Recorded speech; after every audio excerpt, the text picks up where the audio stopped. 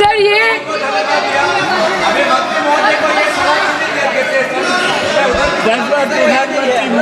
Sir okay sir, no problem sir. बोलो sir मैं धन्यवाद देना चाहती हूँ जादवपुर लोकसभा क्षेत्र के लोगों का, जिन्होंने मुझे भारी बहुमत से यहाँ पे जिता के भेजा और ये पैगाम दिया कि पश्चिम बंगाल में नफरत की रणनीति और धोखेबाजी की राजनीति नहीं चलेगी। अध्यक्ष महोदय, मैं उम्मीद करूंगी कि आज आप मुझे पूरा बोलने का मौका दें, क्योंकि हाल ही में हुए नीति आयोग की जो मीटिंग हुई थी, वहाँ पे हमारी माननीय मुख्यमंत्री, जो देश की एकमात्र महिला मुख्यमंत्री भी है, उनका माइक बीच राह में ऑफ कर दिया गया था। वो बंगाल के अरे अभी तो शुरुआत है, ये तो ट्रेलर है, पिक्चर बाकी है। अध्यक्ष महोदय, मैं आपसे ये बोलना चाहती हूँ कि वो बंगाल के हक के लिए यहाँ पे सवाल उठाने आई थी, वो बंगाल के लोगों की बात रखने यहाँ पे आई थी, लेकिन उनका माइक ऑफ कर दिया गया। आपके माध्यम से मैं इस सदन में उपस्थित वहाँ जो बैठे हैं माननीय सदस्य, कोई भी घटना को सर एक लाइन आपका डिलीट करेंगे सर, एक लाइन सर, मैं यही बताना चाहती हूँ कि बंगाल के लोगों का, आगे जाके बंगाल के लोग आपके पार्टी की माइक ऑफ कर देंगे। बस एक चुनाव बाकी है, आप देख लीजिएगा। Sir, all India Trinamool Congress इस सदन और इस देश का थर्ड लार्जेस्ट ऑपोजिशन पार्टी है, और हम आपसे धन्यवाद हम आपको देते हैं कि आपने हमको रेलवे, स्वास्थ्य, शिक्षा और आज ये पशुपालन जैसे महत्वपूर्ण विषय पे चर्चा करने का मौका दिया। लेकिन तृणमूल कांग्रेस आगे जाके देश के हर महत्वपूर्ण मुद्दे पे बात करेगा, चाहे वो चीन का अनैतिक रूप से इस देश में प्रवेश हो या वो 700 से ऊपर आंदोलन जीवी किसानों की। माननीय सदस्य, आप पहली बार बोल रही हैं, मैं आपको हस्तक्षेप नहीं करना चाहता, लेकिन जिस अनुदानों की मांगों पर चर्चा सर अभी आ रहे सर नीट के घोटाले से लेके जीएसटी के बोझ तक, एयरपोर्ट की छत टूट जाने से लेके रेल पटरी से छूट जाने तक, तृणमूल कांग्रेस के सदस्य, हर सांसद देश के हर गंभीर मुद्दे पर चर्चा करेंगे। बस यही आपको बोलना था। Respected sir, Mahamati Manush is the Magna Carta of the governance of West Bengal and our party, and I feel truly honored that today I have been given the opportunity to talk on a ministry which is intrinsic to the Mahamati Manush of the country.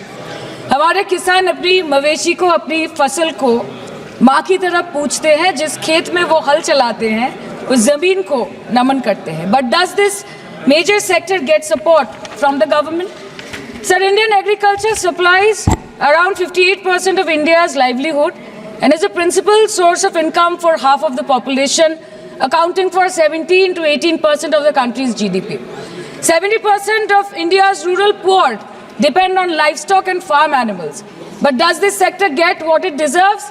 इसका जवाब अगर आप देश के किसान से पूछेंगे तो वो आपको यही बात बोलेंगे कि चाय से शुरू हुई थी सरकार और गाय पे अटक गई और विकास की मौसी 10 साल में रास्ते में भटक गई। Sir, exorbitantly high cost of cattle and poultry feed under the mismanagement of this sector by the current government and wholesale fodder inflation hovering between 25% to 28.6% in the last 2 to 3 years, it is a 9-year high. Sir, किसान खुद क्या खाएंगे? अपने परिवार के लोगों का खिलाएंगे? अपनी गाय, भैंस, भेड़, बकरी को क्या खिलाएंगे? सर, ऐसे ही वारदात होते हैं जहां गरीबी से जूझता हुआ एक किसान उसको अपनी गाय, भेड़, बकरी को बेचने में मजबूर करते हैं और अंत में जाके वो अपनी खुद की जान ले लेते हैं। सर, पिछले 10 सालों में 1,12,000 किसानों ने इस देश में आत्महत्या की। एनसीआरबी की एक रिपोर्ट के अनुसार 10 साल में हर दिन इस देश में एवरेज में 30 किसान हर दिन अपनी जान ले लेते हैं। सर, इस देश के लोगों का यही है किस्सा कि जिसको जिताया वो राजा की तरह जाएगा और जिन्होंने जिताया वो फकीर की तरह। ये जगह मेरे लिए बहुत नई है, मैं एक नई सांसद हूँ, मगर मुझे इस बात का आभास है कि ये जो 18वीं लोकसभा है ये कोई सामान्य लोकसभा नहीं है। इस लोकसभा का जो चुनाव हुआ है उसमें हमारे जो शीर्ष नेतृत्व हैं, हमारे माननीय प्रधानमंत्री श्री नरेंद्र मोदी जी ने लगातार तीसरी बार प्रधानमंत्री बनकर पिछले 60 सालों का जो रिकॉर्ड तोड़ा है, उसके लिए हम सब उन्हें जो है वो हार्दिक बधाई देते हैं। साथ ही बधाई के पात्र हैं हम सब भारतीय जनता पार्टी के लोग, जिन्हें ये सौभाग्य प्राप्त हुआ। और मैं ये भी मानती हूँ कि हमारे भारतवर्ष की जनता, जिन्होंने एक स्थिर, सहज और सफल सरकार को चुना है और एक संकल्प को चुना है, वो भी बधाई के पात्र हैं। महोदय जी, हम सब जानते हैं कि आज से 10 साल पहले हमारे देश की अर्थव्यवस्था का क्या हाल था। आज से 10 साल पहले हमारी संघर्षशील, जो एक चरमराती और एक लड़खड़ाती अर्थव्यवस्था, जो कहीं 11वें-12वें नंबर पर थी और सारा देश जो है उसको लेकर चिंतित रहता था, पिछले 10 सालों में वो अर्थव्यवस्था 11वें से 5वें नंबर पे आई है और बहुत तीव्रता से जो है 3रे नंबर की तरफ जा रही है। ये जो 2024 का बजट है, ये सब वर्गों को जो है वो शक्ति प्रदान करने वाला बजट है। इस बजट से जो है वो हमारी अर्थव्यवस्था को भी तीव्रता मिलेगी महोदय जी। और जो हमारा 2047 का जो संकल्प है कि विकसित भारत का जो संकल्प है, हम प्रथम इकोनॉमी बनेंगे, वो भी इस बजट से हम पूरी उम्मीद है एक कदम हम उस संकल्प के जो है वो करीब जाएंगे। महोदय जी, पिछले साल हमारे हिमाचल प्रदेश में एक बहुत बड़ा प्राकृतिक संकट आया, एक बहुत बड़ी बाढ़ आई, जिससे न जाने कितने जन, धन, पशु, ज़मीन की हमारे लोगों को जो है वो हानि हो गई। लेकिन दुख की बात यह है कि अभी भी हमारा हिमाचल प्रदेश जो है उस त्रासदी के प्रभाव से जो है, उसके प्रभाव से, उसकी हानि से बाहर नहीं आ पा रहा है। और उसका जो मूल कारण है वो है वहाँ की जो कांग्रेस की सरकार है, उनका जो लापरवाही है और उनकी जो भ्रष्टाचार नीतियां हैं। आज भी हमारे लोग जो हैं उस बाढ़ के प्रभाव से जो पीड़ित हैं। मैं आदरणीय और माननीय हमारी जो वित्त मंत्री हैं श्रीमती सीतारमण जी का मैं आभार व्यक्त करती हूं कि उन्होंने हमारी हिमाचल की जनता के लिए जो है एक स्पेशल रिलीफ फंड की जो घोषणा की है। हम सब हिमाचल वासियों की तरफ से हम आपका अभिनंदन करते हैं और हम आपका आभार प्रकट करते हैं। महोदय जी, मुझे ये जान के और आपको बताकर इस बात की खुशी भी होती है और खेद भी होता है कि जितना काम पिछले 10 वर्षों में हमारी भारतीय जनता पार्टी ने हिमाचल प्रदेश में किया है, वो उतना काम हमारे आज़ादी के बाद 60 सालों में भी हिमाचल प्रदेश में नहीं हुआ था। आप सब हिमाचल जाते रहे होंगे। वर्षा, it is her maiden speech. आप सब Himachal, Varsha, it is her maiden speech, kindly. आप सब हिमाचल जाते रहे होंगे और आप सब ने देखा होगा कि वहाँ पर जो है आज से आज़ादी के 60 साल तक सिर्फ कुछ रोड्स बने थे, और वो भी हमारे माननीय जो पूर्व प्रधानमंत्री अटल बिहारी जी रहे हैं, उन्होंने अपने कार्यकाल में जो है वो ग्रामीण प्रधानमंत्री सड़क योजना के अंतर्गत वो रोड बनाए थे।